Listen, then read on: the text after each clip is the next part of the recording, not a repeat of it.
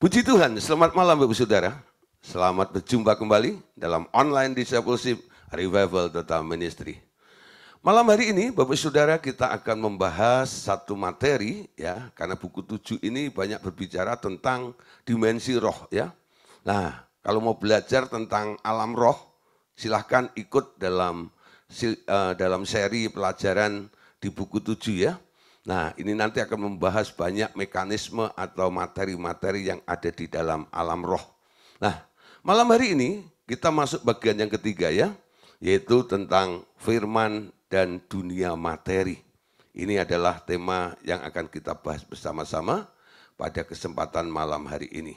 Oke, siapkan buku catatan bagi saudara yang ingin mencatat dan sebagainya untuk bisa lebih mendapat dan menangkap lebih jelas ya. Kalau ada yang kurang mengerti nanti dalam sesi tanya jawab atau di ruang diskusi, Bapak Ibu Saudara bisa tanyakan sehingga pengertiannya komplit ya, tidak setengah-setengah mengerti saja. Oke Bapak Saudara, ya kita akan masuk pada firman dan dunia materi. Untuk mengawali dan mengerti tentang firman dan dunia materi ini, ya kita menjawab dulu sebuah pertanyaan ya. Mengapa bumi itu diciptakan oleh Allah? Ya. Mengapa bumi itu diciptakan oleh Allah? Kan banyak planet ya. Nah, kenapa untuk bumi ini kan sesuatu yang sangat spesial kelihatannya. Coba ya, kalau kita lihat saja dari 9 planet yang sudah kita kenal ya.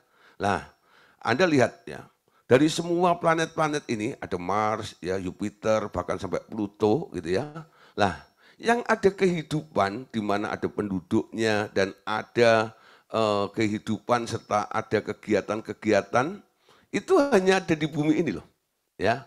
Jadi untuk pertanyaan kenapa Tuhan menciptakan Pluto, Mars, itu nantilah ya, Anda bisa cari tahu sendiri. Tapi paling tidak kita mulai menangkap ya, kenapa kita tinggal di bumi. Dan kenapa Tuhan Allah itu menciptakan bumi ini? Nah, untuk malam hari ini, ya supaya tidak salah mengerti, karena banyak salah pengertian dalam pikiran manusia tentang alam roh, saudara. Ya, alam ini sebenarnya lebih kompleks dibanding dengan alam materi.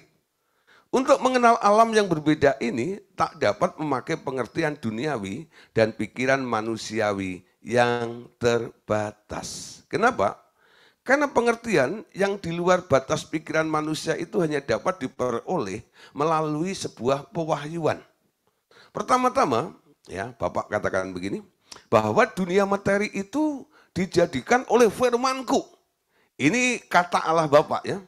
Pertama-tama bahwa dunia materi itu dijadikan oleh firman-Ku. Semua semata-mata berasal dari perkataan saja. Bahkan keberadaan manusia tak lain berasal dari firman-Ku juga. Ya.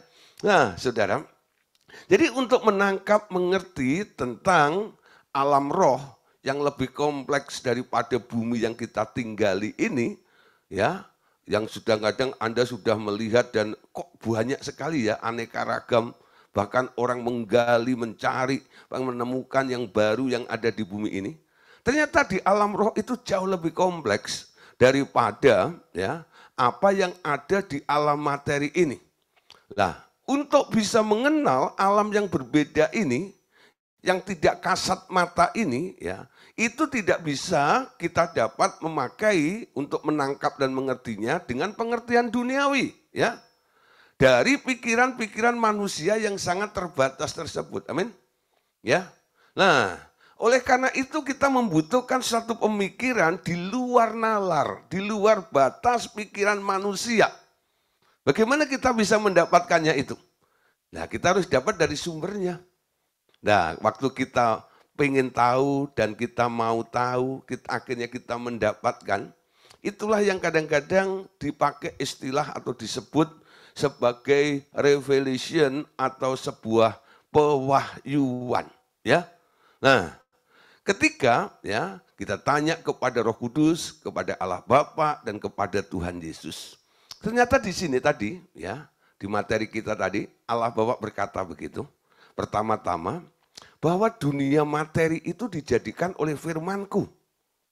Bahkan Bapak berkata, semua yang namanya ciptaan yang pernah diciptakan yang sekarang ada, baik yang ada di alam materi maupun di alam roh, itu semua semata-mata hanya berasal dari perkataan Allah saja. Ya, coba kita lihat satu ayat dulu dalam 2 Petrus pasal 3 ayat 4 sampai ayat yang ke-7. Mari perhatikan ayat ini ya. Kata mereka, di mana janji tentang kedatangannya itu? Sebab sejak bapak-bapak leluhur kita meninggal, segala sesuatu tetap seperti semula. Amin. Pada waktu dunia diciptakan.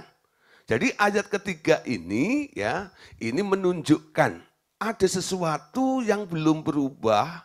Dikatakan tadi sebab sejak bapak-bapak leluhur kita meninggal, segala sesuatu tetap seperti semula pada waktu dunia diciptakan. Sekarang perhatikan ayat yang kelima ya. Mereka sengaja tidak mau tahu bahwa oleh firman Allah langit telah ada sejak dahulu dan juga bumi yang berasal dari air dan oleh air. Ayat 6. Dan bahwa oleh air itu bumi waktu itu telah binasa, dimusnahkan oleh air bah. Ini zamannya Nuh ya. Nah ayat 7. Tetapi oleh firman itu juga langit dan bumi yang sekarang terpelihara dari api dan disimpan untuk hari penghakiman dan kebinasaan orang-orang fasik. Ya, nah saudara, jadi perhatikan ya, semua ya dikatakan tadi bahwa itu asal muasalnya hanya terjadi karena ada yang berfirman. Oleh firman Allah, amin. Oleh firman Allah. Jadi semua materi itu sebenarnya asalnya dari firman, saudara. Ya, ketika Allah berfirman, semuanya jadi. Kau berfirman, ya, dan sembuhkanku, ya. Nah, jadi apa yang difirmankan oleh Allah itu terjadi. Jadi semua bentuknya awal-awal adalah materi, tapi bukan dalam kondisi fisik, ya. Bukan benda-benda yang sudah kita bisa lihat, kita rabain. Tapi ketika Allah ngomong, sebenarnya sudah ada yang terjadi, tapi belum pindah bentuk, berubah bentuk menjadi materi, ya. Tapi ada materi yang ada di alam roh, yaitu apa? Perkataan itu. Jadi pada waktu Tuhan bilang ya, jadilah langit, ya. Mungkin belum ada yang membentang di atas kita biru, ada awannya dan sebagainya itu. Tapi sudah ada. Ya, kenapa?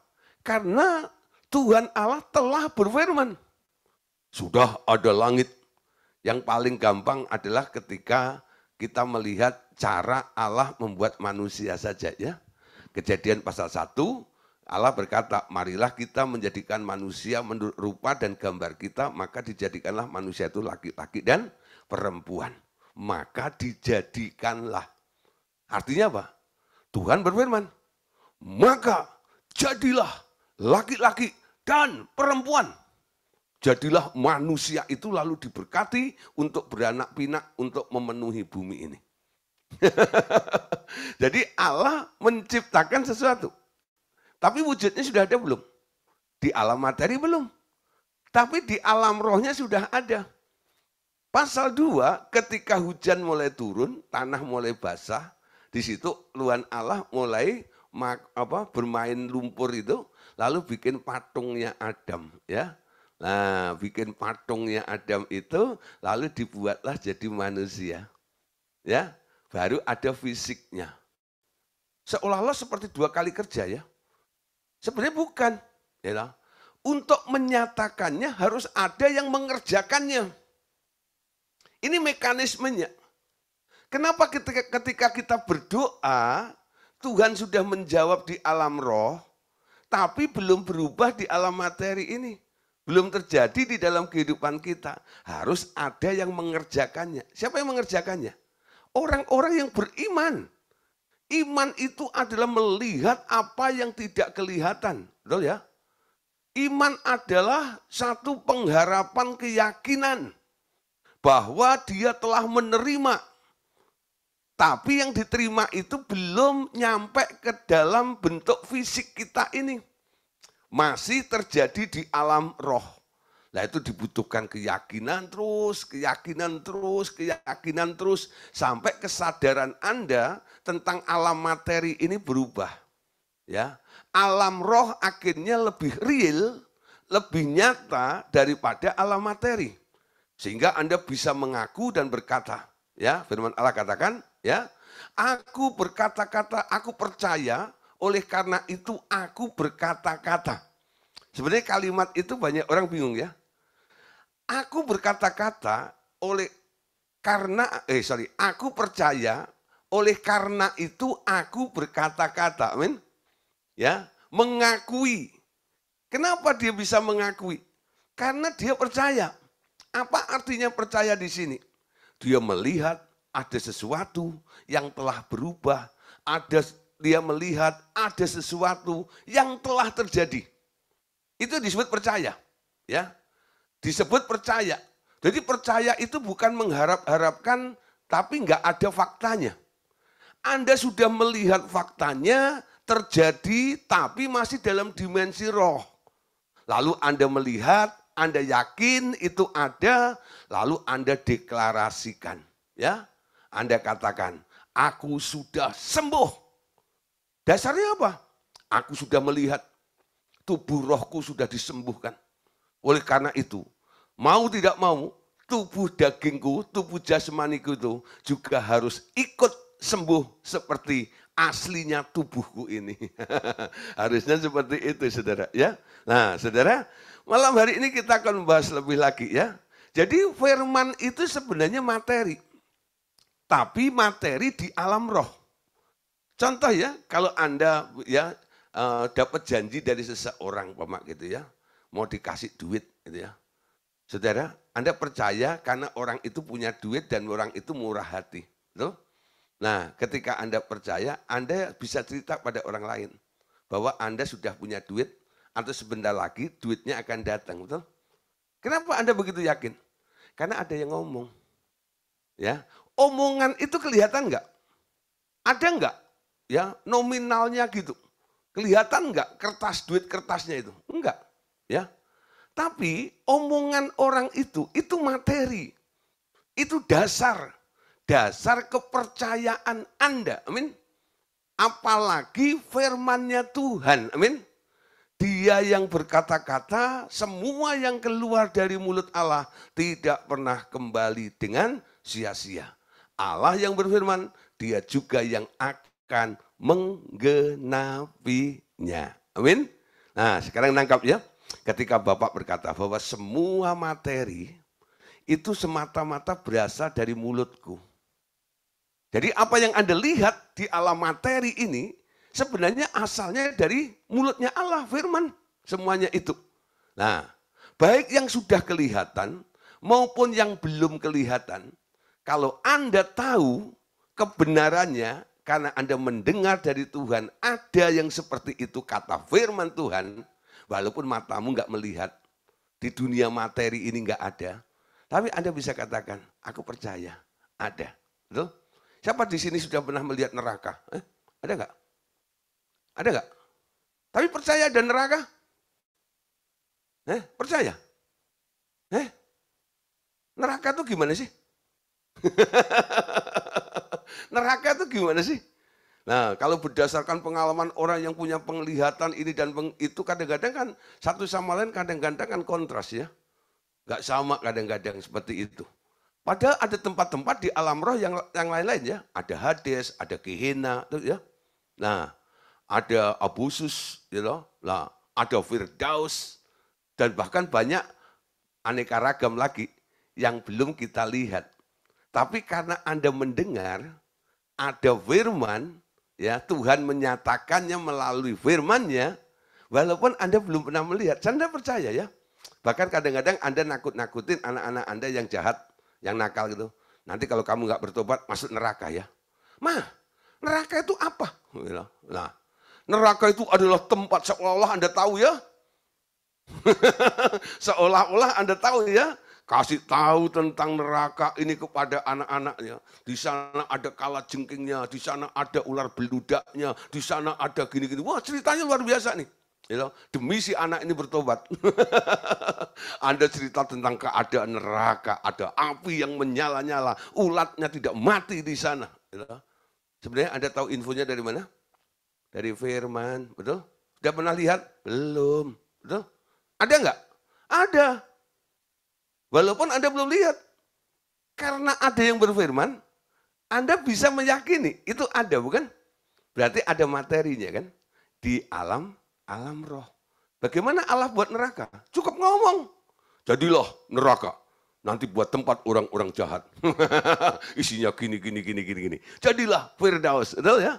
Dengan tamannya yang indah di situ, full AC, sejuk ada di sana. Wah, puncak kalah. Ya. Duingin, enak sekali dan sebagainya. Oke, Saudara. Nah, sekarang kadang-kadang kita bingung juga ya, apa yang menyebabkan ya manusia berbeda satu dengan yang lain. Adalah karena adanya kehendak bebas atau free will yang kupuri di dalam mereka. Itu mengakibatkan semua bertumbuh semaunya dan mengakibatkan banyak masalah dan juga bagiku sendiri, ya. Tapi kehendak bebas itu menjadikan mereka unik dan aku suka itu terjadi. Lalu aku membedakan mereka menurut kelas-kelas yang bertingkat-tingkat, ya. Nah, ini pesan Allah Bapa, katakan begini, anakku, menciptakan segala macam kerajaan di dunia, roh maupun di dunia materi, ya. Jadi ini yang disebut anakku ini adalah Tuhan Yesus. Ya, Bapak mengatakan Tuhan Yesus sebagai anaknya menciptakan segala macam kerajaan di dunia roh maupun di dunia materi. Alam materi di bumi dan hewan memang diciptakan untuk manusia. Menurut hikmatku, kerajaan manusia telah ditetapkan menjadi yang tertinggi. Ya, di antara segala kerajaan Allah, ya. Anda perhatikan, manusia yang awalnya berasal dari satu orang, namanya Adam, ya. Lalu Adam diberi istri dari tulang rusuknya, yaitu Hawa. Lalu melahirkan anak, ya. Tapi saudara, kok bisa sifatnya berbeda, betul ya? Antara dua anak saja nih, Habel dan Kain aja itu berbeda, betul? Belum yang lainnya, saudara. Cucu-cucunya, cicit-cicitnya itu kok berbeda karakteristiknya dan sebagainya. Kenapa? Karena ada satu hal yang ditaruh oleh Allah di dalam diri manusia itu. Ketika Allah menciptakan manusia, ya, apa yang membedakan antara manusia dengan ciptaan-ciptaan yang lain? Ya, untuk manusia ini Allah menaruh kehendak bebas. Tidak di-setel, tidak dijadikan seperti robot supaya tunduk dan taat kepada yang membuatnya. Dan itulah yang menjadikan masalah besar bagi manusia itu. Yaitu apa? Tentang kehendak bebas itu. Sehingga manusia punya hak untuk menentukan arah hidupnya masing-masing dengan semaunya sendiri. Itu yang membuat manusia satu dengan manusia lain itu sekarang berubah. Kenapa? Nah, karena kemauannya. Dari kemauan yang dibangun itu lalu menjadi kebudayaan atau culture bagi mereka satu dengan yang lainnya, ya. Nah, mereka punya kelompok dengan adat istiadat, ya, kebudayaan yang berbeda, sikap yang berbeda dan sebagainya. Itu dihasilkan karena adanya free will atau kehendak bebas di dalam diri manusia itu. Bukan hanya itu saja, saudara. Tentang kehendak bebas tadi, Allah Bapa juga berkata gini, gara-gara kehendak bebas dalam diri manusia itu jadi nyusahin Tuhan. Jadi nyusahin Tuhan, ya. Makhluk apa yang diciptakan oleh Allah yang paling nyusahin sang penciptanya? Coba siapa? Manusia, betul? Allah itu nggak pernah mengeluh dengan gajah, gitu ya. Allah itu nggak pernah mengeluh dengan kingkong, gitu ya. Nah, Allah itu sering, gitu, mengeluh dengan manusia itu loh, betul ya? Aku menyesal bikin manusia itu. Kenapa kamu begitu? Kalau Anda lihat firman itu ya, di dalam perjanjian lama, ketika Allah menuntun manusia itu, Allah itu kadang-kadang greget dengan manusia itu ya. Nah, Memang manusia dengan kehendak bebasnya itu ngerepotin Tuhan, ya. Tapi Tuhan yang menciptakan manusia dengan kehendak bebasnya itu walaupun dia direpotin, disusahin dan sebagainya, dia legowo, saudara ya. Dia berkata gini, manusia itu ternyata di mataku unik ya, dan aku suka dengan keunikannya itu. You know, aku suka banget dengan keunikannya itu, ya. Aku suka sekali. Kenapa? Dengan segala macam aneka masalah yang terjadi dalam diri manusia itu, ternyata Allah itu hikmatnya juga semakin bertambah. Ya, kenapa? Dia melihat, menyelesaikan kasus manusia ini, menyelesaikan kasus ini dan itu, sehingga ada pengalaman. Ya, ketika manusia berulah itu membuat Allah yang menciptakan manusia itu punya pengalaman untuk memperbaiki, mendandani manusia itu. Walaupun butuh satu effort ya, butuh tenaga. Ya, kadang-kadang jengkel juga nih, ya. Kalau sudah kelewat, basmi saja. Ya, hukum dengan air bah, aku akan ganti yang baru dan sebagainya. Tapi Tuhan tetap senang ya dengan keunikan yang terjadi di dalam manusia itu, ya. Nah, di sini Bapak Saudara, dari semua ciptaan ini, ternyata manusia ini adalah ya, satu ciptaan yang diciptakan oleh Allah, ya dari semua ciptaan itu dia merupakan satu ciptaan yang tertinggi ya, tertinggi lebih daripada segala ciptaan-ciptaan yang lainnya itu. Oke, saudara, kita lanjut dulu dalam Yakobus 1 ayat 17 sampai ayat 18. Setiap pemberian yang baik dan setiap anugerah yang sempurna datangnya dari atas, diturunkan dari Bapa segala terang.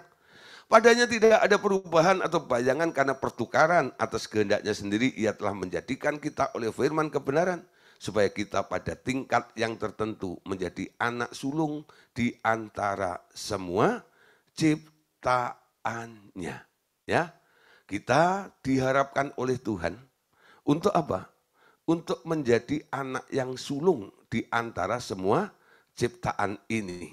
Nah saudara, perhatian Allah terhadap manusia ini membuat kelompok atau ciptaan-ciptaan lain mungkin berpikir, kenapa Tuhan Allah yang menciptakan kita sebagai ciptaan yang sama ini, kenapa untuk manusia ini Allah terlalu punya perhatian khusus kepada manusia itu, ya.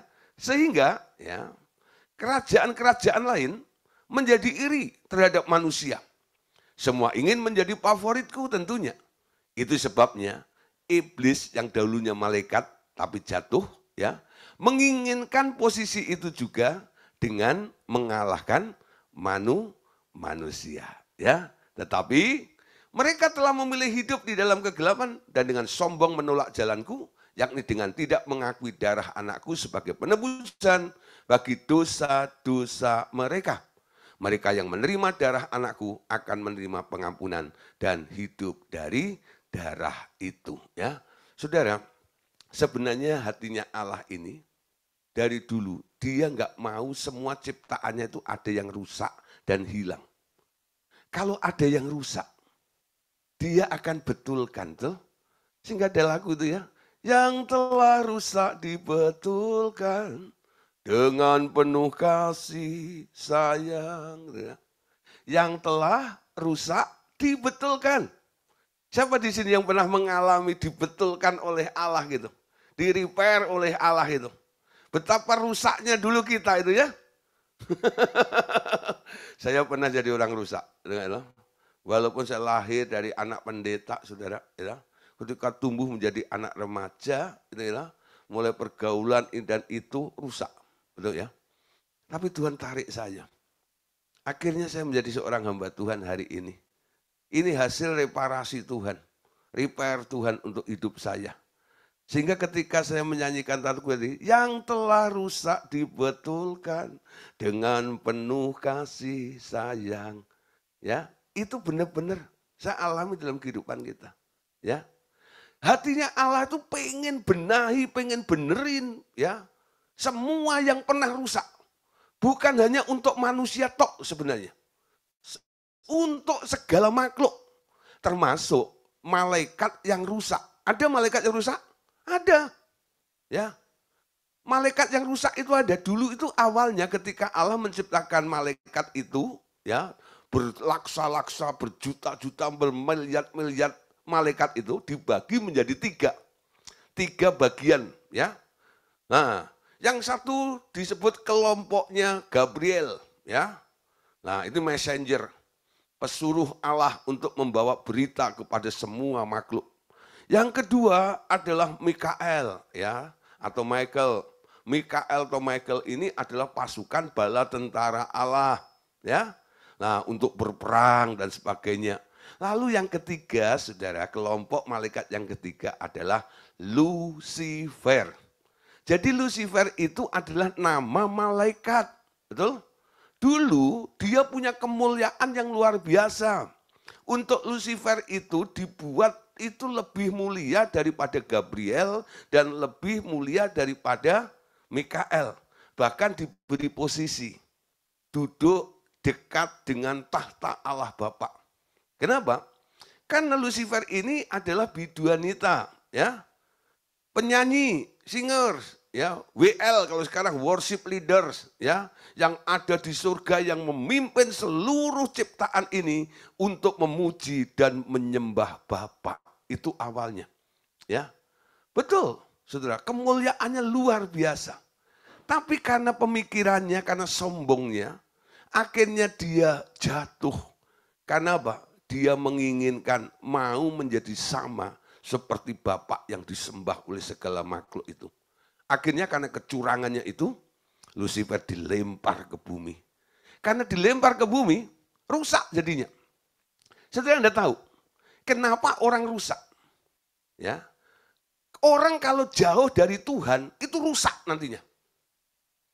Kalau orang dekat ada di dalam Tuhan, dalam perlindungan Tuhan, dia nggak akan rusak.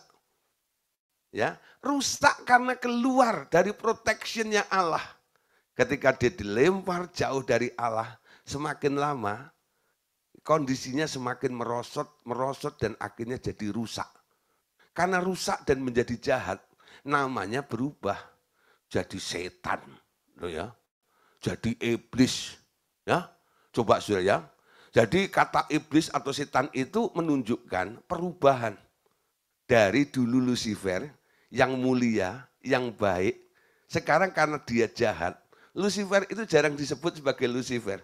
Orang lebih mengenalnya sebagai setan atau iblis. Betul? Kalau Anda mungkin ya kadang-kadang melihat orang jahat gitu, lalu Anda bilang apa sama mereka? Ya, sama orang itu. Lu itu kok kayak setan.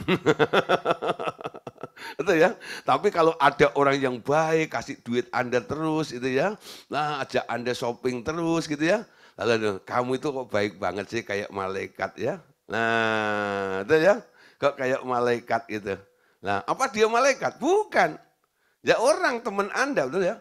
Tapi untuk sebutan yang jahat Anda pakai ya istilah apa? Sebutan untuk orang itu kamu kayak setan, kayak iblis. Tapi kalau untuk yang baik, yang murah hati gitu ya, Anda katakan apa? Kamu itu kayak malaikat. Nangkep ya? Nah, malaikat itu pun yang jatuh ini yang sekarang jadi setan itu sebenarnya tidak lepas dari perhatian Allah juga. Allah menjangkau segala makhluk. Kalau manusia Adam yang diciptakan menurut peta dan gambar Allah itu pernah jatuh, rusak, dikejar oleh Allah. Betul? Adam, Adam, di manakah engkau? Bukan manusia yang mencari Allah, tapi Allah lah yang mencari manusia. Dan itu terus sampai hari ini. Sehingga ketika Tuhan Yesus ada di muka bumi, dia juga berkata, bukan kamu yang memilih aku, tapi akulah yang memilih kamu. Betul? Inisiatifnya dari Allah untuk kita dan untuk segala makhluk yang mengalami kegagalan dan kerusakan itu. Nah, namun kita lihat ya, untuk manusia ini responnya yang dibutuhkan oleh Allah. Ketika dia mau berbalik, dia mau bertobat, dia akan dipulihkan. Bagaimana dengan iblis dan Lucifer? Sebenarnya kabar berita pendamaian ini supaya semua makhluk bisa kembali kepada Bapa itu itu juga diberikan kesempatan ini kepada Lucifer juga, saudara. Ya, kepada iblis dan setan dan antek-anteknya itu. Tapi karena iblis dan setan itu telah terbelenggu dengan sifat sombongnya itu, dia nggak mau bertobat, saudara. Ya, dia nggak mau bertobat. Hatinya malah menentang, pengen melawan Allah. Itu yang membuat iblis, setan itu nggak bisa bertobat. Khususnya Lucifer dan Abaddon.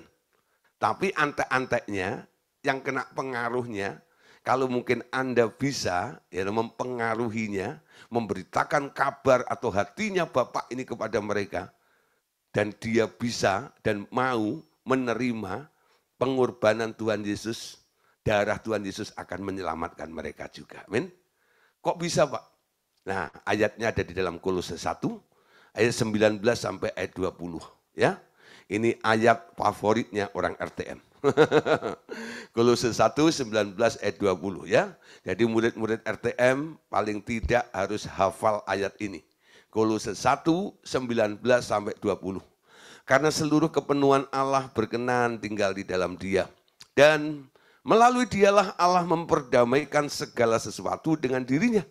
Baik yang ada di bumi maupun yang ada di surga. Sesudah ia mengadakan pendamaian dengan darah salib Kristus. Ya, kemarin ada yang kesaksian, dia telepon saya, dia bilang, Pak Gideon, saya pengen telepon. Ya, kapan, jam berapa? Akhirnya saya telepon balik, setelah ada saya waktu. Lalu dia bilang, Pak, saya baru pelayanan ya. Nah, ketika kami melayani, ternyata ada manifest di dalam diri orang itu. Nah, di dalamnya ternyata ada roh lain ya. Nah, dia akhirnya injilin roh orang itu ya. Dia katakan kepada makhluk yang di dalam diri orang itu, menurut Kolose 1, 19 ayat 20 ya. Nah, sekarang engkau harus terima Tuhan Yesus sebagai Tuhan dan Juru Selamat dalam kehidupanmu. Ya. Nah, saya bilang bagus Bu, ya. Tapi satu koreksi saya Bu ya. Kalau bicara Kolose 1, 19, 20, ya kan banyak juga makhluk-makhluk yang belum pernah baca Alkitab mungkin ya. Nah, mungkin ada yang nggak ngerti apa itu Kolose 1 ayat 19, 20. Alangkah baiknya, ya, Kolose 1, 19, 20 itu dihafalkan. Seperti Anda menghafalkan Yohanes 3 ayat berapa? 16 kan? Karena begitu besar kasih Allah akan dunia ini. Nah, jadi ketika Anda ngomong sama orang, menurut Yohanes 3:16, ya, kalau kamu percaya Yohanes 3:16, dia kan bingung kan? Tapi kalau Anda sebutkan isinya, orang itu ngerti. Nah, akhirnya ibu ini ngangguk-ngangguk, betul juga ya Pak. Ya. Karena banyak malaikat yang nggak baca Alkitab, saudara. Ya, malaikat itu walaupun dia makhluk roh, saudara, tapi tentang firman dia harus diberitahu oleh manusia. Ya, betul. Malaikat itu nggak bisa memberitakan Injil karena dia tidak pernah mendapatkan hak untuk mengetahui tentang Injil itu kecuali ada yang memberitahu tentang Injil itu kepada mereka. Ingat ini catatannya, ya. Nah, jadi kalau bisa nih, ketika Anda menyampaikan Kolose 1, 19, 20 itu, Anda ikut sertakan bunyinya. Karena seluruh kepenuhan Allah berkenan tinggal di dalam Dia. Dan melalui Dialah Allah memperdamaikan segala sesuatu dengan dirinya, baik yang ada di bumi maupun yang ada di surga, sesudah ia mengadakan pendamaian dengan darah salib Kristus. Betul? Nah, nanti ketika Anda ngomong seperti itu, responnya gimana? Ketika dia mengangguk-ngangguk, tandanya ngerti ya. Kalau belum ngerti, Anda harus jelasin juga ayat ini. Ya. Apa maksud ayat ini? Ya. Ini adalah hatinya Bapak. Bapak nggak ingin kamu binasa. Dia ingin kamu kembali kepada Dia. Makanya Dia korbankan anaknya di kayu salib itu. Setelah Yesus mati, sekarang darahnya yang telah dipersembahkan kepada Bapa ini dijadikan sebagai jaminan untuk segala makhluk yang mau percaya akan kematian Tuhan Yesus itu. Nah, silakan mau Nah, Anda bimbing menurut Wahyu 3 ayat 20. Undang Yesus, terima Yesus, masuk ke dalam dirinya. Ya. Nah, disinilah saudara, ada prosedur-prosedurnya. Supaya apa? Semuanya bisa. Dan kita mulai lakukan dulu di kalangan manusia, betul? Tadi dikatakan bahwa manusia itu adalah ciptaan yang sulung, betul? Untuk teladan, untuk contoh bagi makhluk-makhluk yang lainnya. Banyak makhluk-makhluk yang lainnya itu mulai iri. Mereka pengen juga menjadi favoritnya Allah sama seperti Allah memilih manusia menjadi favoritnya itu. Ya. Nah, disinilah saudara, sekarang kita jangan jadi orang yang egois. Itu. Apa yang terjadi yang Anda alami dengan Tuhan, bagi kasih itu juga kepada segala makhluk. Sehingga kita tidak lagi menjadi orang yang arogan. Ketika melayani orang, ya makhluk-makhluk kita cincang-cincang, kita bakar dan sebagainya. Bukan itu lagi cara kita. Ya, kita pakai cara persuasif. Kita beritahukan tentang kabar baik ini kepada mereka semuanya. Supaya mereka mengalami seperti apa yang kita alami. Dan supaya mereka boleh mengerti bahwa Allah tidak mau ada yang terhilang. Yang rusak pasti akan dibetulkan. Amin.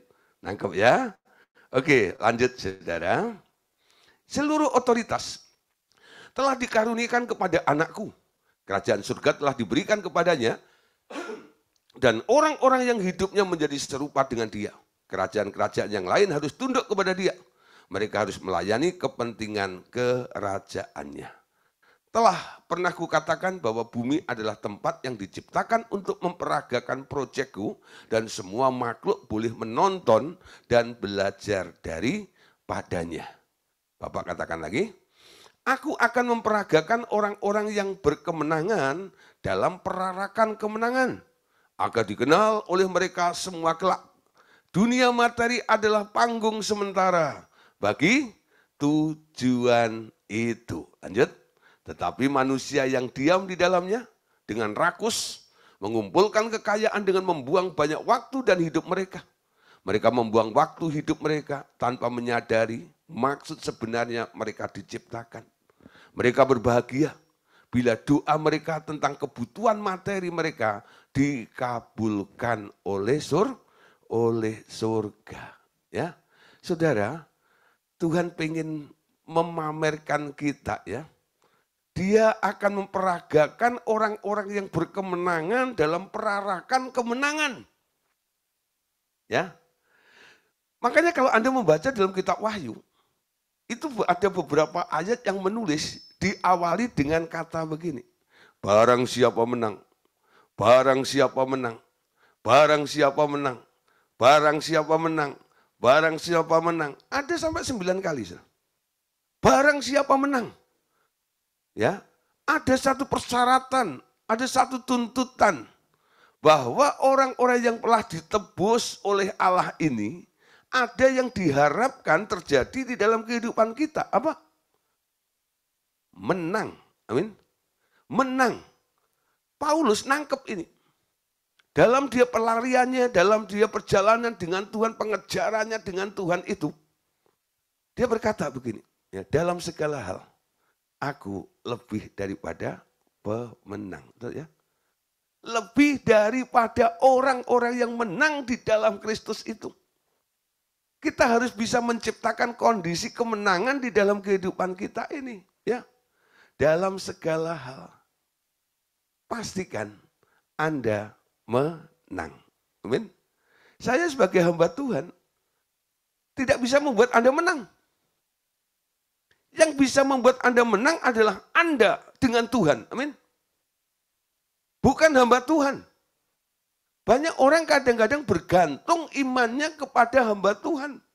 Kepada orang lain. Tidak.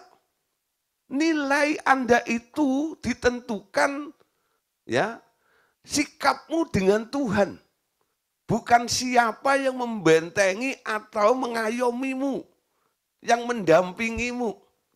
Kami hanya mentor bagi kalian. Betul? Kalau kalian semuanya sedang mengalami lemah, dan kelihatannya mau KO, mau kalah gitu, saya topang, ya. Saya encourage, saya beri semangat, kamu bisa, kamu nggak boleh gitu, betul ya? Tapi bukan saya menggantikan Anda, tidak. Anda harus punya sikap dengan Tuhan. Betul? Dan Anda tunjukkan, setelah selesai semuanya ini, Tuhan melihat, dan Anda dinyatakan sebagai pemenang. Amin. Menang dalam segala hal. Dalam penyakit, dalam perekonomian, ya, dalam pergaulan, dan sebagainya. Coba, apapun bentuknya, masalah yang sedang mengintimidasi Anda, menekan hidup Anda, dia mau menghancurkan Anda, ada Tuhan di dalam hidup Anda itu. Amin. Siapa yang bisa memisahkan kita dari kasih Tuhan? Kelaparankah? Kemiskinankah? Kesakitankah? Tidak, kata Paulus. Ya, tidak ada yang bisa memisahkan kita dari Tuhan. Ketika Anda nggak terpisah dari Tuhan, nasibmu cuma satu. Dalam segala hal, kamu adalah lebih daripada pemenang. Amin. Nah, kadang-kadang Tuhan izinkan kita mengalami kondisi, hal-hal yang buruk terjadi dalam kehidupan kita. Kadang-kadang Tuhan izinkan sesuatu yang parah terjadi dalam kehidupan kita. Sehingga Paulus berkata, aku tahu apa artinya kekurangan. Aku tahu apa artinya berkelimpahan. Aku tahu apa artinya menderita. Dan aku tahu apa artinya bersuka cita itu. Dan itu nggak luput, saudara. Saya pun sebagai hamba Tuhan juga ngalami hal yang sama. Ya, memang kadang-kadang itu faktor karena iman kita yang up and down ya. Tapi walaupun iman kita lagi up, kita lagi semangat pun, tapi kalau Tuhan ingin membuktikan bahwa kita ini akan diperagakan sebagai pemenang, dibawa masuk dalam perarakan kemenangan itu, walaupun imanmu lagi wah ya on fire sekalipun ya, Anda tetap aja ada di daerah itu. Saya pernah ngalami sudah ya, benar-benar sampai mau makan aja nggak bisa, ya. Mau bayar uang sekolah nggak bisa, anak ya, wah gitu gimana gitu ya. Lalu saya sampai mengorek-ngoreksi diri saya ini, salah saya apa ya gini. Tapi Roh Kudus bilang nggak salah, gitu, ya. Nah betul sudah, sampai pernah ya. Istri saya tuh melihat ini kenapa gitu. Dia sampai telepon mentor saya, senior saya. Nah waktu telepon gitu sampai senior bilang, mau saya transfer? Enggak, bukan itu. Doain aja kami, supaya kami tetap kuat. Itu tok aja, gitu ya. Kami tidak telepon untuk cari bantuan enggak, ya. Tapi saya pengen, ya, mentor saya itu ikut apa ya, mendukung dalam kondisi seperti itu. Nah setelah selesai, saya telepon lagi, Pak udah beres. Dia cuma senyum aja. Ya, nah tidak ada masalah yang abadi kata beliau. Ya. Yang ada adalah iman orang-orang yang percaya. Ya. Nggak ada masalah yang abadi. Tuhan itu yang abadi di dalam kehidupan kita. Amin. Nangkep ya? Nggak ada masalah yang abadi. Tujuannya apa? Akhirnya saya bisa bilang seperti Paulus tadi. Saya tahu apa artinya kekurangan. Ya, dan saya tahu ketika Tuhan memberkati saya melimpah-limpah dan sebagainya, sampai akhirnya bisa jalan-jalan dan sebagainya. Ya, di situ nikmati, di situ saya bisa berkata, apa artinya kelimpahan, betul? Tapi semuanya kami terima dengan ucapan syukur di hadapan Tuhan. Amin. Sekarang kenali tujuan Allah di dalam kehidupan Anda itu apa? Karena dunia ini hanya panggung, ya, panggung sandiwara. Ketika Anda diberi peran untuk jadi bos, ya, kantongmu penuh dengan emas, berlian, dan sebagainya, ya kesempatan itu nikmati saja, tampil aja sebagai bos. Itu, ya. Kenapa? Tuhan sedang izinkan Anda untuk mengalami kondisi seperti itu. Kalau Tuhan sedang izinkan Anda untuk berperan sebagai Lazarus yang miskin, ya Anda jalani juga ya dengan ucapan syukur juga. Jangan pas kelimpahan mengucap syukur, pas dalam keadaan miskin atau kekurangan lalu ngedumel dengan Tuhan itu ya. Jangan ya. Dalam suka duka ku kan tetap tersenyum tuh ya. Ya, dalam segala hal kita tetap tersenyum dan selalu mengatakan syukur bagi Tuhan. God is good all the time. Itu ya. Tuhan baik di setiap saat, dalam setiap waktu dalam kehidupanku. Ya. Bukan karena keadaan. Tuhan kebaikannya nggak pernah berubah karena keadaanmu. Betul? Tuhan itu nggak bisa diubah karena engkau. Betul nggak ya? Justru engkau yang diubah karena kenal Tuhan. Ketika Tuhan kenal engkau, dia nggak akan berubah. Ya, kenapa? Dia nggak bisa berubah. Kita yang harus berubah, betul? Sampai diubah menjadi serupa dengan Tuhan. Ketika tampil baik di panggung dunia ini, ketika layar ditutup, pertunjukan selesai, nanti ada pujian, bukan? Kamu tadi jadi orang miskin, bagus sekali loh itunya, perannya betul loh. Membuat saya benar-benar, apa ya, wah pokoknya benar-benar, kamu tadi jadi bos benar-benar ya, gitu ya. Nah itu hanya peran ya, di panggung ini, ya di panggung dunia ini. Nah tujuannya cuma satu. Ada kemenangan nggak? Lolos nggak kita? Ya, karena ada orang jatuh, ya, bukan karena waktu dia miskin, karena waktu dia kaya, betul? Ada orang jatuh, bukan karena dia kaya, tapi karena dia miskin dan sebaliknya, betul? Jadi keadaan apapun bisa membuat orang kalah dan jatuh dan rusak. Ya, apapun keadaanmu, Anda bisa tampil sebagai pemenang itu. Kolose pasal 2 ayat yang ke-15. Nah, ia telah melucuti pemerintah-pemerintah dan penguasa-penguasa dan menjadikan mereka tontonan umum dalam kemenangannya atas mereka. Amin. Nah, ini bedanya dengan iblis, ya. Nah, dia akan ditonton tapi dipermalukan, betul? Dalam kemenangan mereka. Apa maksud kemenangan mereka itu? Mazmur 68 ayat 25. Orang melihat perarakanmu, ya Allah, perarakan Allahku, Rajaku, ke dalam tempat yang kudus. Ada perarakan nanti. Siapa yang diarak? Anda dan saya, betul? Anda dan saya. Ketika Anda diarak gitu ya, nah sekarang tergantung kendaraannya nanti. Dan itu tergantung level Anda juga ketika Anda menang di level mana ini. Anda boleh naik apa, betul? Nah, kemuliaanmu nanti akan ditentukan di perarakan ini loh. Ketika apa? Anda bisa menang di setiap perkara itu. Amin. Sekarang saudara, ya, Bapak katakan lagi begini, kepada mereka yang dipakai, ya sebenarnya aku akan memberikan segala hal yang perlu untuk mencapai tujuan merohani mereka. Jadi ada perlengkapan, ada modal yang diberikan oleh Bapak. Memberikan segala hal yang perlu untuk mencapai tujuan rohani mereka. Jadi dia yang mau Anda bertumbuh ke arah mana, ke dalam hal apa, dia akan memberikan segala hal yang perlu untuk mencapai tujuan itu loh. Ya.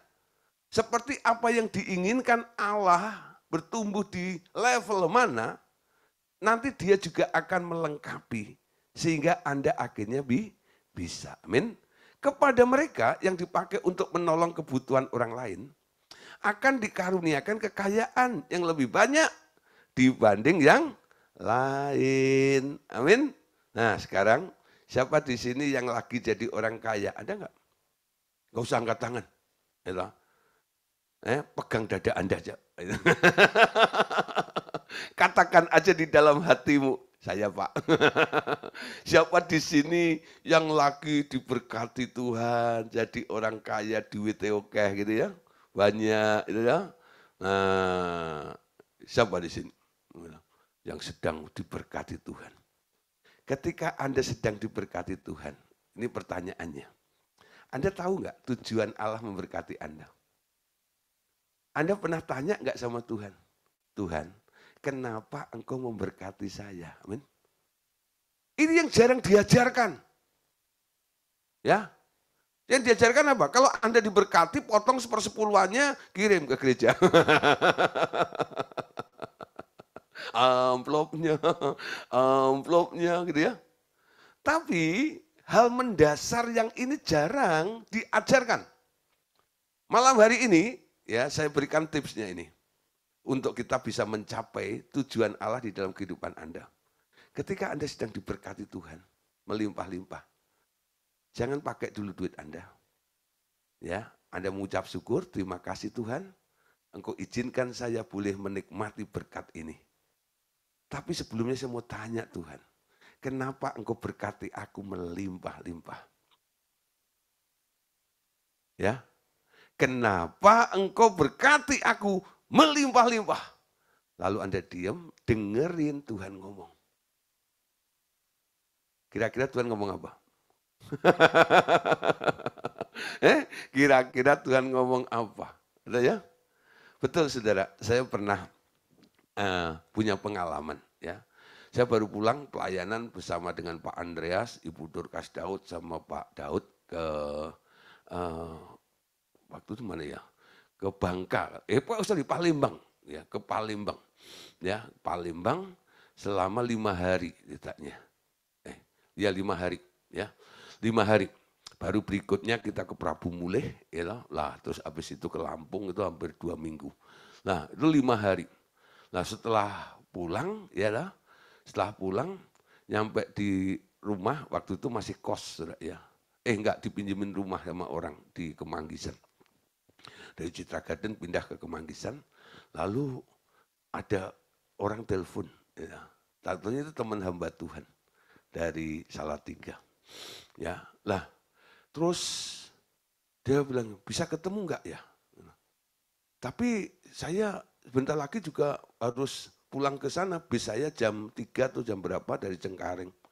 Lah, udah ke setengah 12 itu, jam 11 setengah 12 itu, saya janjian sama dia di Citraland, ajak makan, ya situ sambil ngobrol, udah teman lama, sekolah kitab dulu. Lalu sebelum saya keluar pintu itu, Roh Kudus bilang gini, ya, bawa amplop itu. Amplop mana? Itu kamu dapat persembahan dari Palembang itu. Ya saya bawa. Dah naik bajai saya. Naik BMW, bajai merah warnanya. Keren ya. Itu kalau bayarnya kurang nggak ada remnya.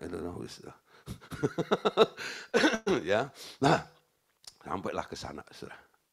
Lalu masuk situ, Tuhan bilang, kasih itu amplop itu ke orang itu. Saya bingung. Saya 5 hari kerja nih. Kalau saya anggap itu kerja ya. Saya anggap 5 hari pelayanan dan sebagainya. Dan saya belum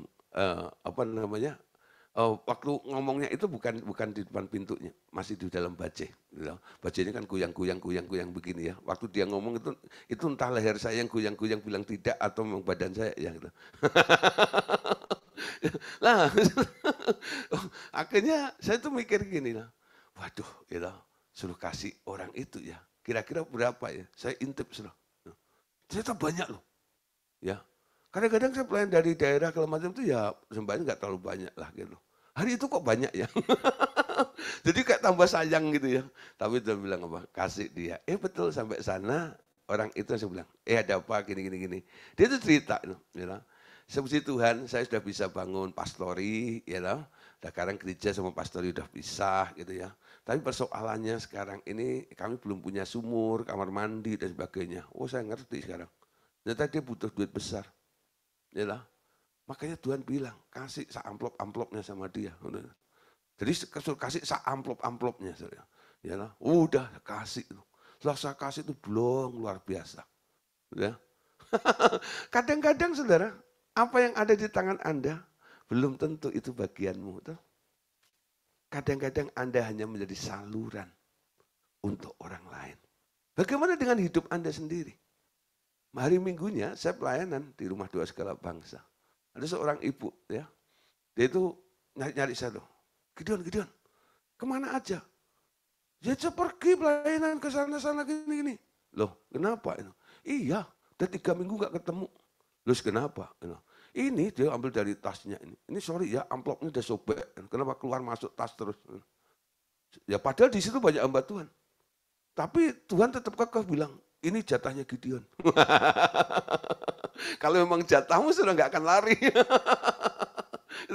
Nah itu hasil dari Palma saya kasih orang, gitu. Tuhan kasih jatah sendiri dari pihak yang lain. Saudara. Nah ini pengalaman saya ya. Nah mungkin Bapak Ibu Saudara beda punya pengalamannya, berkatnya dari mana. Pas kamu diberkati, pas Anda diberkati, coba tanya Tuhan, Tuhan, kenapa engkau berkati aku begitu melimpah-limpah? Kenapa ini bonus kok terus muncul gini? Kenapa? Nanti Tuhan mungkin bilang,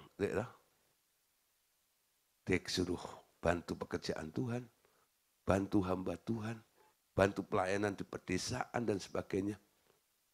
Ya, nah hidupmu instrumennya Allah, betul? Nah, kepada mereka yang dipakai untuk menolong kebutuhan orang lain, akan dikaruniakan kekayaan yang lebih banyak dibanding yang lainnya. Pengkhotbah 2 ayat yang ke-26. Oke, yuk baca sama-sama ini ya. Karena kepada orang yang dikenannya, ia mengaruniakan hikmat, pengetahuan, dan kesukaan. Tetapi orang berdosa ditugaskannya untuk menghimpun dan menimbun sesuatu yang kemudian harus diberikannya kepada orang yang dikenan Allah. Ini pun kesia-siaan dan usaha menjaring angin. Ya, jadi ada yang mendapatkannya, tapi sebenarnya apa yang didapatkannya itu nanti akan mengalir ke yang dituju oleh Tuhan. Amin. Nah Tuhan melengkapi apa lagi? Mereka yang dibentuk menjadi pemimpin-pemimpin rohani tak perlu dibebani dengan beban untuk mengumpulkan harta karena akan membebani pikiran dan waktu mereka. Ya, namun ada prinsip keseimbangan diberikan di antara manusia. Yang diberi banyak tak kelebihan dan yang diberi sedikit tak berkekurangan. Yang diberi banyak harus membagi milik mereka dengan yang diberi sedikit. Mereka yang tak memahami prinsip ini akan diajar agar mengerti oleh Roh Kudus. Yang harus kau doakan adalah agar Roh Kudus mampu menembus penghalang-penghalang alam pikiran mereka terhadap pengajaran. Amin. Nah, ini doa saya untuk para murid yang belajar khususnya di online discipleship dalam revival ini. Ya, dalam pemuridan ini. Doanya apa? Supaya Tuhan memberikan pengertian. Ya. Agar Roh Kudus mampu menembus penghalang-penghalang alam pikiran mereka terhadap pengajaran-pengajaran ini. Mereka bukan hanya senang mendengar pengajaran, oh aku tahu ini, tahu itu, dan sebagainya. Tapi supaya merespon, kapan aku akan melakukannya. Menjadi pelaku firman itu. Ya, saudara, tujuannya cuma satu. Siklus daripada Allah itu supaya terjadi keseimbangan. 2 Korintus 8, 14, 15. Ya, 2 Korintus pasal 8, ayat 14 dan 15. Hendaklah sekarang ini kelebihan kamu mencukupkan kekurangan mereka. Agar kelebihan mereka kemudian mencukupkan kekurangan kamu supaya ada keseimbangan. Seperti ada tertulis, orang yang mengumpulkan banyak tidak kelebihan dan orang yang mengumpulkan sedikit tidak kekurangan. Ya, ada seseorang ya dulu kelompok Komsel di Simpruk ya. Nah, ternyata kemarin hari Minggu saya ketemu dengan beberapa orang yang ini saya cerita nih tentang nama A, nama B gitu ya. Karena dia sempat nanya, oh Pak Gideon kenal Pak Wilson pribadi ya? Oh ya, linknya saya kayak ngomong gitu. Wih kenal juga ya, Antoni Puture dan sebagainya. Oh iya ya kenal. Udah. Lalu dia mulai ceritanya. Ya, nah terus saya bilang gini, saya pernah ya sering dulu ngajar di kelompok Komsel mereka yang ada di Simpruk gitu ya. Nah, ketika ya mengajar di situ dia di Simpruk ini ya, saya mulai sharing kepada mereka ya. Lalu ngobrol, membagi pengalaman, lalu cerita tentang kondisi daripada pelayanan orang-orang kami layani, khususnya ketika kami pergi ya untuk mission trip ke daerah-daerah dan sebagainya. Terus ada yang tanya gini, Pak Gideon, ya, ada enggak ya kira-kira pekerjaan Tuhan untuk gereja yang bisa kami bantu? Lalu saya tanya, kenapa kamu bilang begitu? Saya ingat pelajaran Bapak dulu, ya. Menurut 2 Korintus 8, 14, 15 itu. Supaya ada keseimbangan. Saya tanya sama Tuhan, kenapa engkau berkata aku melimpah? Untuk apa? Tuhan bilang, aku jadikan kamu bendaharaku. Untuk apa? Untuk melengkapi pelayanan-pelayanan yang ada di Indonesia ini, dia bilang. Oh gitu ya. Nah kebetulan Pak Gideon kan suka ke daerah-daerah. Ada enggak Pak? Ya, lalu saya referensi karena saya kenal ada satu orang memang lagi membutuhkan. Ya, ini nomor teleponnya. Telepon dia ya. Nanti tolong laporannya, laporkan supaya saya bisa cross check ya. Kenapa? Kadang-kadang ya orang itu ketika ketemu sesama hamba Tuhan nanti dan ketika ketemu dengan bisnismen, bos, kadang-kadang itu mentalnya berubah. Betul ya? Mentalnya berubah. Makanya saya kadang-kadang perlu untuk cross check supaya ya itu bukan berarti saya dapat berapa persen itu enggak gitu ya. Saya mau supaya semuanya berjalan dengan terbuka seperti itu ya. Saya hanya memediasi mereka saja ya. Nah, itu sering sudah ada orang nanya gitu. Ada enggak yang bisa kami bantu gitu ya. Ada orang habis ya loh, dapat untung ya bisnisnya gini-gini, lalu dia bingung ya, mau kasih persepuluhannya kemana. Ditanya sama saya, Pak Gideon, ya, ada enggak ya, gereja yang mana gini-gini. Ya udah, ya, saya kasih aja. Atau kalau pas saya pergi, silakan kalau mau ikut. Dan sebagainya ya. Saya cerita tentang itu banyak ya. Dulu saya pernah ajak orang-orang full gospel ya, dari Citra Garden dan sebagainya, itu tahun berapa ya, saya masih tinggal di Meruya itu. Itu gara-gara awalnya ada orang jual rumah, lalu dia berikan berkat pada saya, ketika dia berikan dia bilang, ini untuk pelayanan Pak, berarti bukan untuk saya ya. Nah ketika saya diundang ke full gospel itu, saya cerita itu, ditangkap sama presiden chapternya, ya misinya itu, dia kumpulkan beberapa temannya, lalu kita pergi tuh ke Jawa, 37 orang kalau nggak salah ya. Ya, wah mereka pulang seneng banget tuh Pak Gideon, wah ini pengalaman pertama ini ya. Kami diajak pelayanan ya, ini dan pulang dari situ akhirnya menginspirasi ya. Lalu diceritakan di chapter Tomang itu, lalu itu menjadi satu gaya mereka, sekarang mereka mulai mission trip juga. Ya, awal-awalnya kelompok di situ saya ajak ikut itu ya. Nah, mereka tahu pelayanan di daerah. Kadang-kadang kita melihat pelayanan di Jakarta, di kota besar, ya sudah gitu aja. Kalau di daerah Anda tahu ya, kadang-kadang memang kenapa saya diberkati Tuhan? Oh untuk membantu mereka, ada juga yang perlu dibantu. Betul? Ya, oke saudara ya, di sini kita perhatikan ya malam hari ini ya, tentang kenapa Tuhan menciptakan bumi ini. Karena di bumi ini Tuhan itu sedang melatih kita, betul? Latihan di sini ini. Didukung dengan alam roh sebenarnya. Ya. Nah, kalau tadi dikatakan bahwa segala sesuatu itu dimulai dengan firman, nah Tuhan mau firman-Nya itu Anda adopsi di dalam kehidupan Anda. Kenapa tadi saya berikan dorongan untuk tanya kepada Tuhan. Tuhan, kenapa Engkau buat aku jadi kaya begini? Supaya Anda punya modal. Tuhan mau apa, betul ya? Lalu Anda melakukan sesuatu.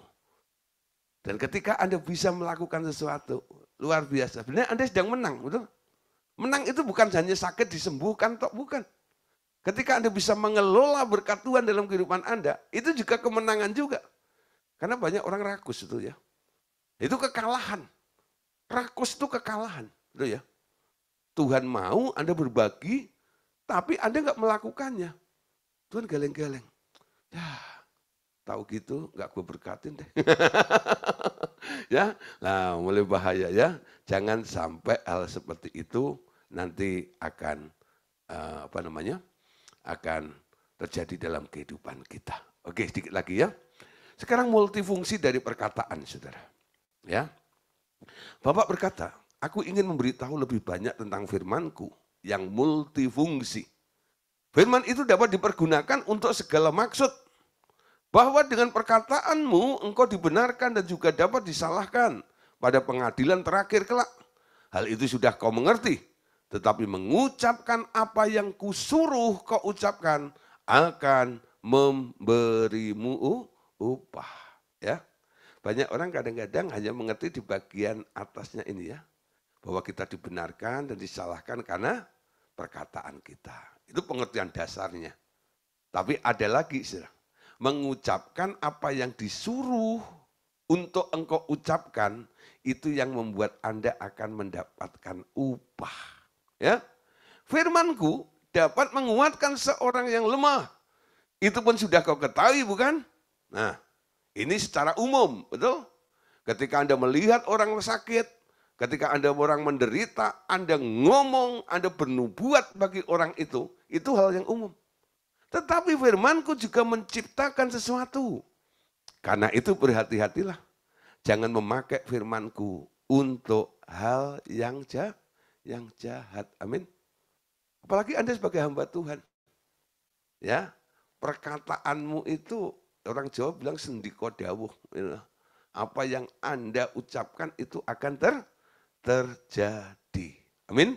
Nah, kenapa saudara mekanisme ini dibangun oleh Allah? Karena setiap orang yang mampu berkata-kata, mereka memiliki kuasa yang serupa dalam kata-katanya. Terutama mereka yang sudah diselamatkan dari dunia ini dan dikaruniai posisi dan menjadi kenyataan sebagai anak Allah. Perkataan mereka mempunyai kuasa untuk mencipta sesuatu. Dengan menyangkal diri dan meminta kita dibebaskan dari kemanusiaan kita, maka tinggal perkataan Kristus yang memancar dari dalam diri kita. Amin. Nah, lihat ayatnya. Matius 12 ayat 36 sampai 37. Tetapi aku berkata kepadamu, setiap kata sia-sia yang diucapkan orang harus dipertanggungjawabkannya pada hari penghakiman. Karena menurut ucapanmu engkau akan dibenarkan dan menurut ucapanmu pula engkau akan dihukum. Kuasa dalam perkataan. Efesus 4:29.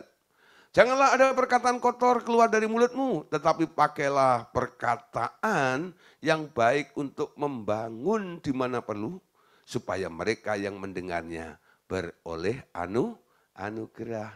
Pakai perkataanmu itu untuk apa? Membangun orang. Amin. Membangun orang. Jadi kalau ada orang yang lemah, ya mau jatuh, jangan didorong supaya ditambah jatuh, jangan. Ya, Anda topang dengan perkataanmu. Ya. Kenapa kamu begini? Harusnya enggak begitu. Kamu bisa berdiri. Kamu bisa bangkit. Ya, perkataanmu menguatkan mereka. Ya, pakai perkataan ini untuk membangun bukan untuk melemahkan. Zakaria pasal 12 ayat 1. Firman Tuhan tentang Israel, demikianlah firman Tuhan yang membentangkan langit dan yang meletakkan dasar bumi dan yang menciptakan roh dalam diri manusia. Nah, saudara, kesadaranmu sebagai anak Allah, sebagai makhluk roh, kehadiran Yesus dalam hidup Anda, itu akan membuat perkataanmu jauh lebih akurat, ya, daripada ya Anda sadar sebagai manusia. Nah, kenapa kadang-kadang kita ngomong nggak jadi? Karena yang ngomong bimbang. Ya, emang saya bisa mengubah dia. Tapi karena harus ngomong, ya saya ngomong. Ya, jadilah sembuh. Gitu ya. Jadilah sehat. Gitu ya. Tapi perkataan saya masih dibungkus keraguan, kebimbangan. Karena apa? Kemanusiaan ini, kesadaran akan manusia itu masih kuat. Tapi ketika Anda tahu, Tuhan yang ngomong, ya Tuhan bicara, aku telah menyembuhkan dia. Lalu Anda ngomong sesuai dengan apa yang Tuhan lakukan untuk orang itu. Gak ada sedikit bimbang pun dalam diri Anda. Ya, nggak ada keraguan-raguan sedikit pun. Dan perkataanmu akan cepat terjadi mengubah orang yang Anda omongin tadi. Amin. Nah, di sini dibutuhkan apa? Kesadarannya harus berubah. Semakin tinggi kesadaran bahwa bukan dirimu lagi, tetapi anakku yang diam di dalam dirimu, semakin besar kuasa perkataan itu. Amin. Di sini kesadaran adalah bagian iman dari seseorang. Bila kesadaran akan Tuhan makin berkurang, tak ada apapun yang dapat kau lakukan. Amin. Semakin kuat kesadaran akan kehadiran Tuhanmu, semakin besar urapannya terasa dan bekerja. Lupakan segala tentang dirimu dan kesadaran akan Tuhanmu akan bertumbuh semakin kuat. Amin. Oke Bu Saudara, ya malam hari ini sampai di sini. Ya, besok kita akan sambung lagi tentang penggunaan bumi. Tapi tadi kenapa Tuhan ciptakan bumi? Setelah diciptakan, setelah jadi, diisi dengan manusia, dengan aneka ragam makhluk dan sebagainya. Bagaimana sebenarnya penggunaan bumi yang tepat itu seperti apa? Ya, sehingga sesuai dengan apa yang diinginkan oleh yang menciptakan itu. Amin. Tuhan Yesus memberkati kita semuanya. Amin.